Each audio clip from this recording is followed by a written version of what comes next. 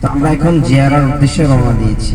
মদিনার মধ্যে উল্লেখযোগ্য যে জায়গাগুলো আছে, যে যে জায়গার সাথে রাসূলুল্লাহ সাল্লাল্লাহু আলাইহি ওয়াসাল্লামের সম্পর্ক ছিল, ইসলামের সম্পর্ক, উল্লেখযোগ্য স্থান, ওইগুলোতে আমরা যাচ্ছি।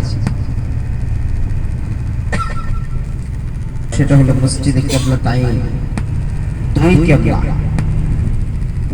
আপনারা সকলে জানেন আমাদের প্রথম যখন কিবলা ছিল, এটা ছিল মসজিদে আকসার দিকে,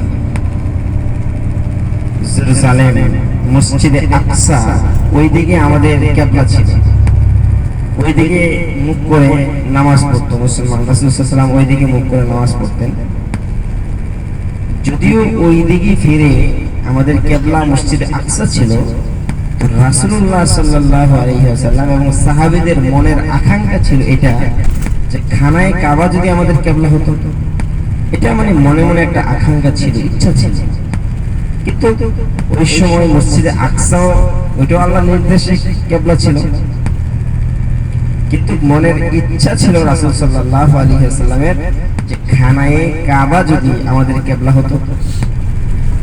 তো একদিন আসর নামাজের সময় রাসূলুল্লাহ সাল্লাল্লাহু আলাইহি ওয়াসাল্লাম আসর নামাজ পড়তেছিলেন ওই মসজিদে কিবলাতাইন, দুই কিবলা যেটাকে বলে, ওই মসজিদের মধ্যে। তো আসর নামাজ যখন 2 রাকাত পড়েছেন, তো 2 রাকাত পড়ার সাথে সাথে জিবরাইল আমিন আলাইহিস সালাম ওহী নিয়ে আসছে যে কিবলা পরিবর্তন করেন, আপনার কিবলা এখন থেকে খানায়ে কাবা।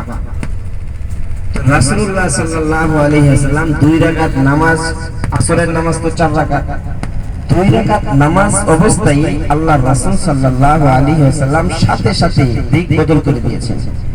মানে আগে মসজিদে আকসার দিকে ছিল কিবলা, সাথে সাথে ঘুরে খানায়ে কাবার দিকে মুখ করে বাকি 2 রাকাত নামাজ সাহাবীদেরকে নিয়ে আদায় করলেন।